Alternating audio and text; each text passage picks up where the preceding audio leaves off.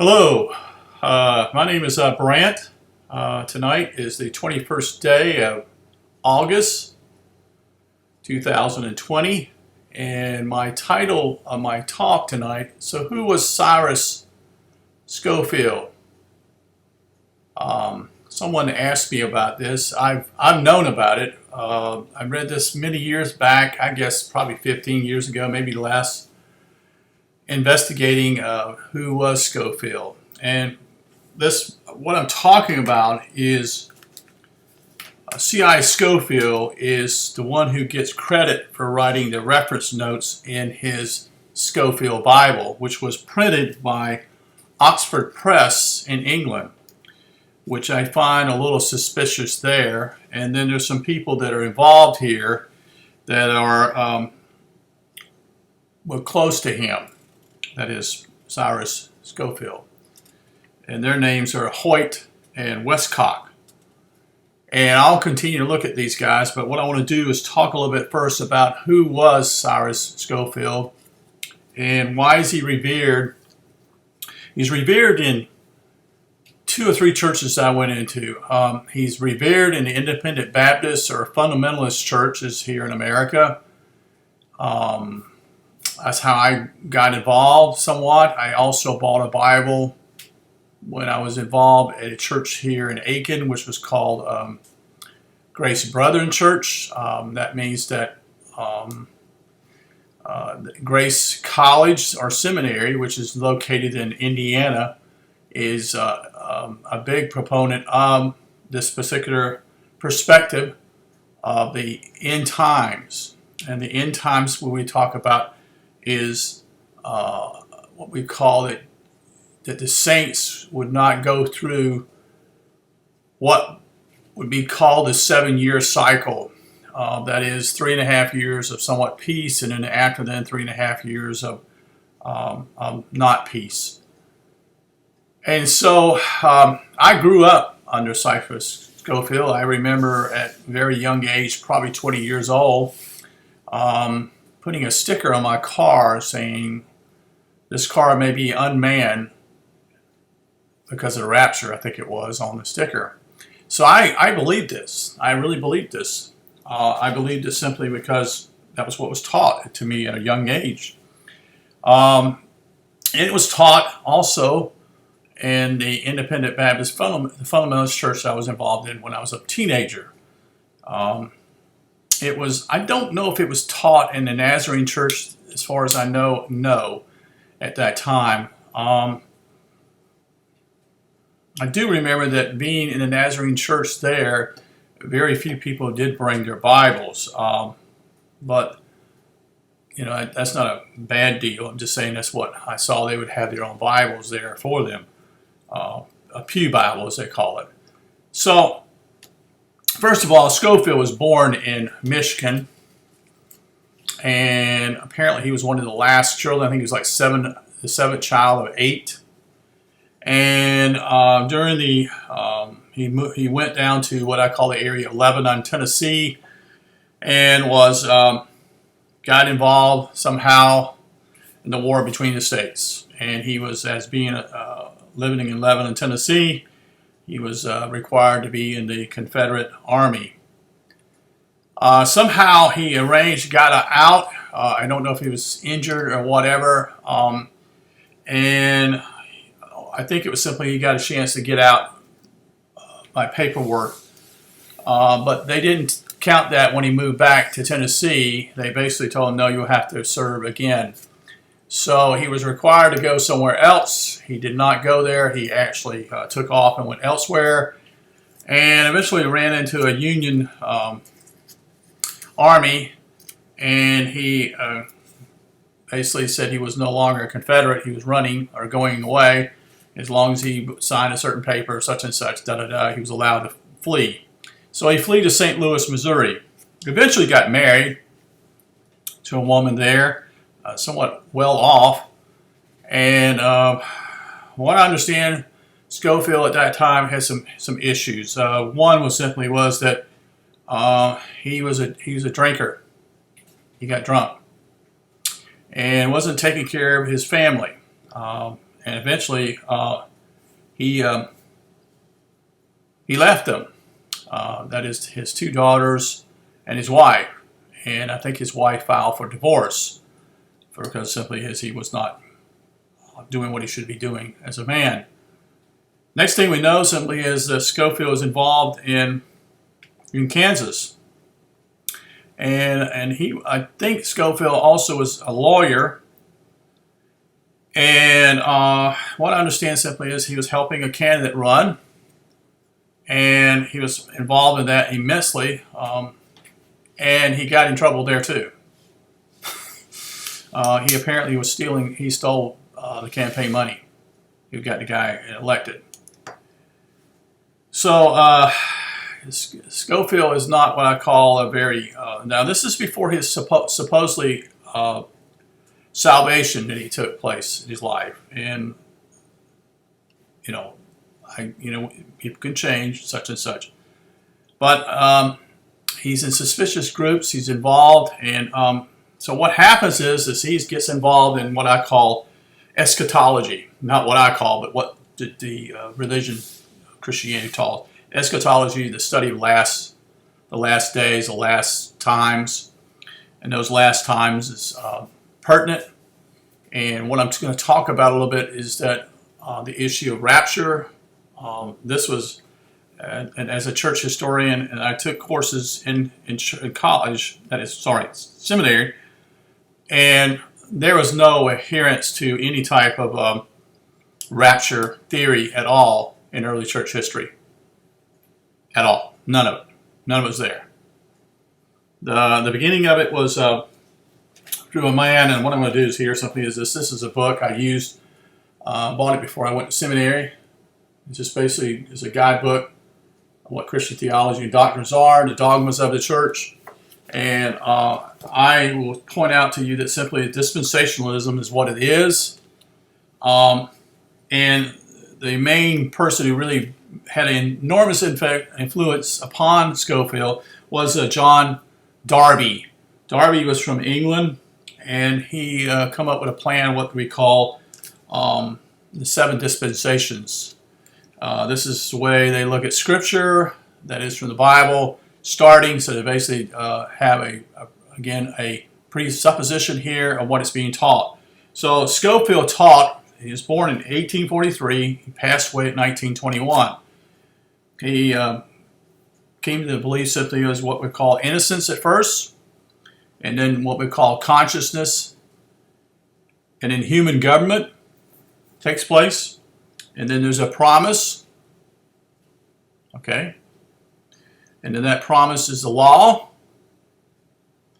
And that's pretty much what I would say basically after Abraham and Moses. Then the law becomes the pertinent part. And then grace is what the period that we're in. And then after the Christians die or leave this earth, they would call that the kingdom or heaven. So there's 7 dispensations he talks about here. And I find it interesting that how the number 7 comes up. Interesting, isn't it? It's pretty wild here. John Darby had similar things to say. He would simply say that simply is that there was a certain state that they were before the flood. Then there was what I call Noah, then Abraham, and then Israel, and then the Gentiles, and then the Spirit, and then the millennium. And the millennium is 1,000 years, such and such. Now, dispensationalism is taught by probably Dallas Theological Seminary is probably the biggest one that produces it. Another one would be Grace Theological Seminary. And I don't know about the Southern Baptists because I haven't gone to a Southern Baptist church in a long, long time. So I don't know what they teach in that area, but I would assume they are. Dallas Theological Seminary is definitely a Baptist seminary, but it does not adhere to the Southern Baptist traditions all the way. They tend to be what I call a little bit more conservative in the seminaries the Baptist churches, the Southern Baptist churches. And in this particular book I'm looking at, there are the arguments with what we call covenant theology, which is to do with Calvinist viewpoint and the way they look at Scripture, and then the dispensationalist viewpoint. And so one of the things that stood out to me, the difference here, this is just something I observed really quickly here, is that God's people are one people. So he has one people, and those people represent the saints of the Old Testament and those the saints of the New Testament era. And then it even goes on, it says that God has one people, the church, for whom he has one plan, all the ages since Adam, to call out his people to one body in both the Old and New Testament. Now, here's the thing that leaps out to me. It stands really clearly with dispensationalism. And this will tie into what I call the Hoyt and Westcott of the Oxford Press. So, what they speak of in dispensationalism, that they talk about God's people. God has two people, Israel and the church. Israel is an earthly people, and the church is a heavenly people. Interesting, isn't it? So God has two separate people, Israel and the church, and also has two separate plans for these two distinct people. So in other words, there's a different plan for the people in the church, and then another plan for those who live in Israel. This, his plan, the kingdom has been postponed until Christ's coming in power. Since Israel rejected it at Christ's first coming, during the church age, God is calling out a heavenly people. So dispensationalists disagree over whether the two people will remain distinct in the eternal state. So there's two different perspectives. So what's happened here, which is what I've gone to both particular churches, okay? The covenant theology never talks about two different people. Never. Okay. And this would include what I would call basically the Reformed churches and the Presbyterians in the covenant theology.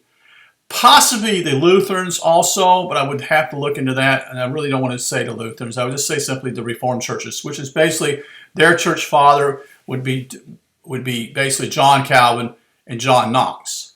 And actually, Knox was a student of Calvin who went back to Scotland and set up the church there of Presbyterians. The Church is what he would call it.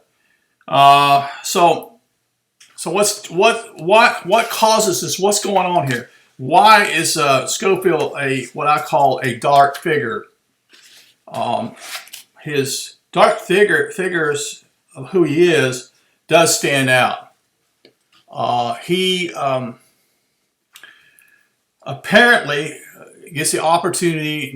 He's basically trying to be a church, but suddenly he's got a divorce. So churches are not going to accept him as a pastor in good standing if he's divorced. And so he cannot pastor some of these denomination churches. And so he starts at a small denomination in Dallas. And this church eventually will be called Scofield Church or something of that nature. But this is how Dallas Theological Seminary, I think, is the connecting part of why there's a seminary there, is the influence of Scofield. That's my guess. It's a good educated guess is what I would say. So Scofield, somehow, with him being, he was a lawyer, he was involved in politics. In fact, he was going to be a position he was going to be given. That didn't work out. He was found to be guilty of some things. He goes back to the church and pastors a small church. And apparently he is able to meet some pretty big shakers somehow. So someone either introduces him, because next thing you know, he's in New York. He's in New York City. And he's pastoring a church there. And he's meeting some people that are of what I would call the second people. Either Jews, rabbis, and they see fit that they want to support him. And lo and behold, he goes along with it. He's given money. He owns land at one point in 3 different places in America. One I think is in New Hampshire, well I read. The other was in New York State, and I can't remember if it was in Pennsylvania or not. But he was located. He had land, so he was well-to-do now, and he goes to England.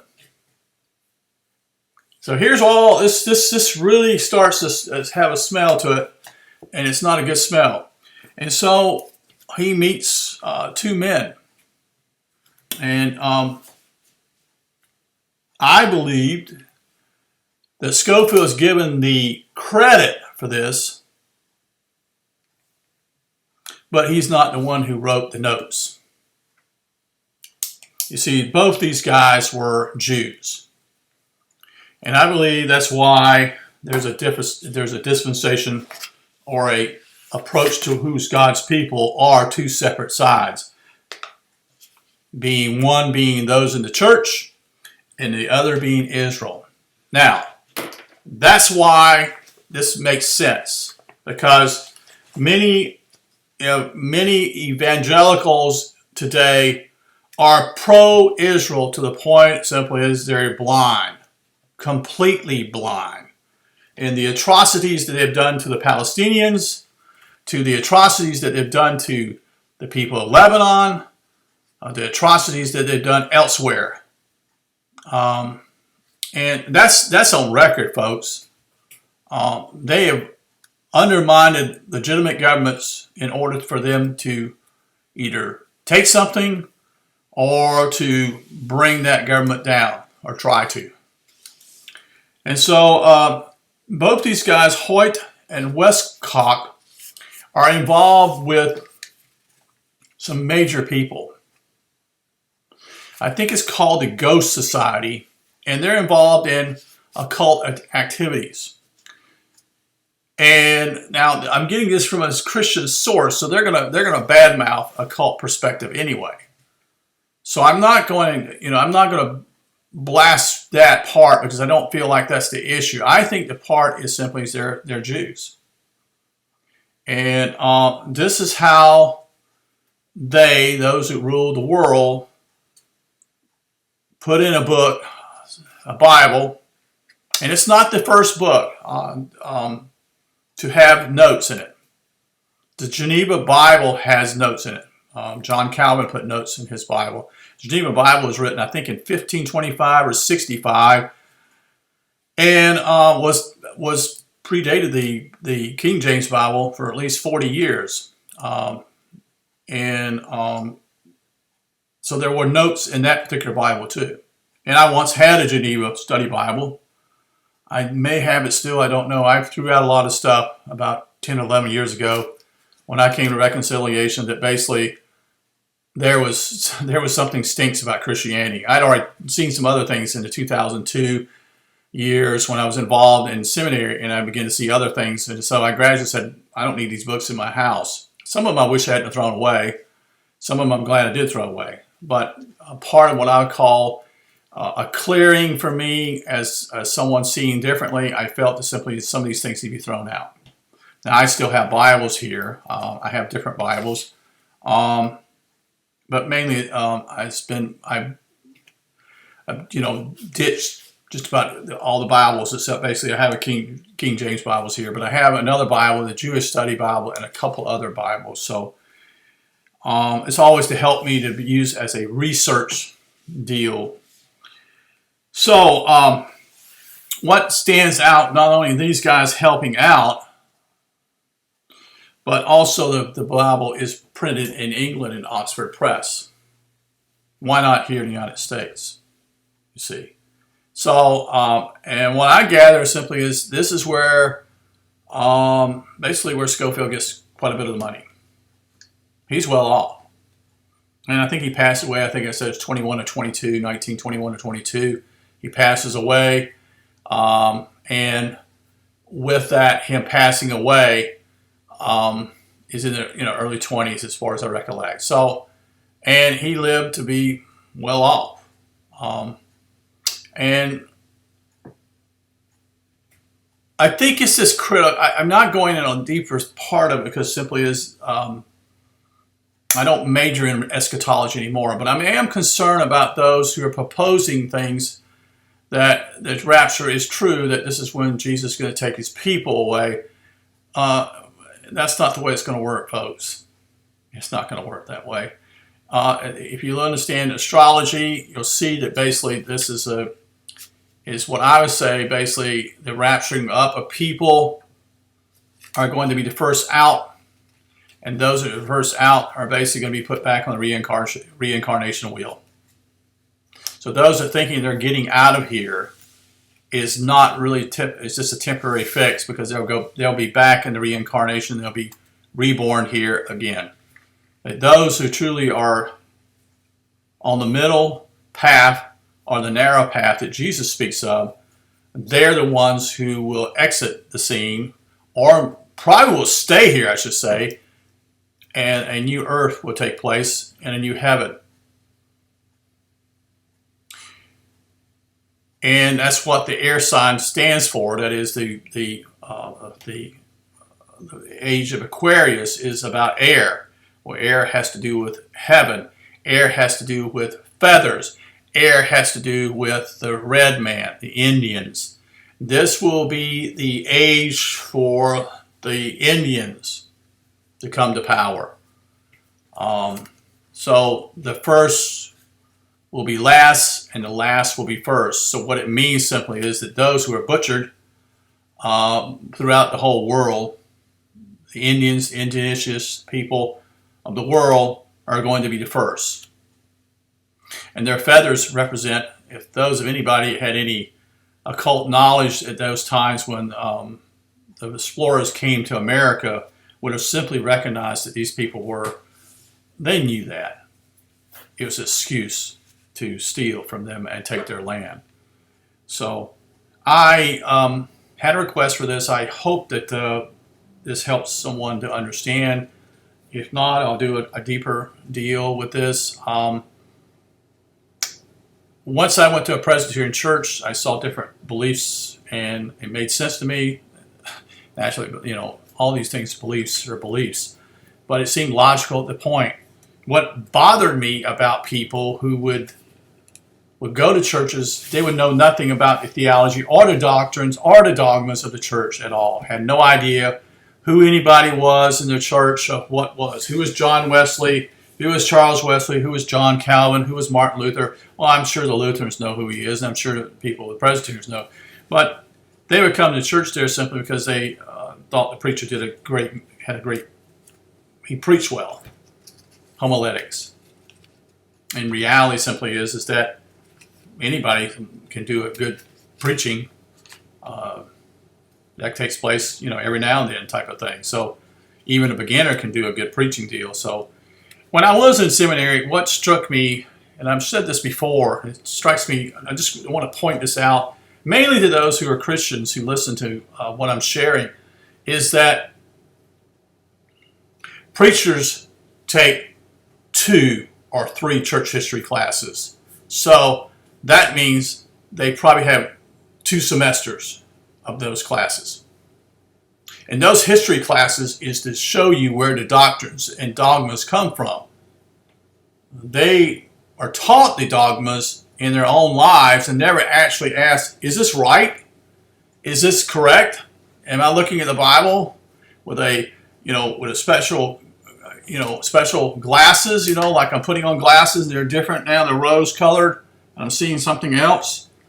Or, so that's the reason why I say it's a presupposition, is because people come in and have been taught and brainwashed to believe a certain beliefs that a church promotes. And when they do that, they suddenly realize, they think they've understood it now, and they've got it until they go to another church and realize, well, no, they don't have it right neither, you see. That's why, I've said this times before, is that there are what I call the Protestant movement in itself was simply a branch off the Catholic Church. As simple as that. Luther is a part of that. Presbyterians, Protestants. Protestants are all divided what I call on minor details. How you baptize someone. For example, I'll just say this real quickly. Grace Brethren Church, which is what we call a German Baptist church by a gentleman named Alexander Mack. His people were settled in Germantown, Pennsylvania. And another clue is simply they were Dunkers. And Dunkers do this. They do it. They don't do it just one time in the Father, the Son, and the Holy Spirit. They do it 3 times separately. So you're done 3 times. Okay? That's a different perspective. When I wanted to be a member of the Grace Brethren Church, that was one of the rules that preceded for me from becoming a member of the church. I had to be baptized again. When I left Grace Brethren Church and went to a Presbyterian church, there was no issue about that. They knew I'd been baptized. That was the only issue they looked at. So, well, I appreciate your time, and if there are any questions, please write them in the notes on the YouTube deal, and I will try to answer them for you. Appreciate your time, and have a good night. Take care.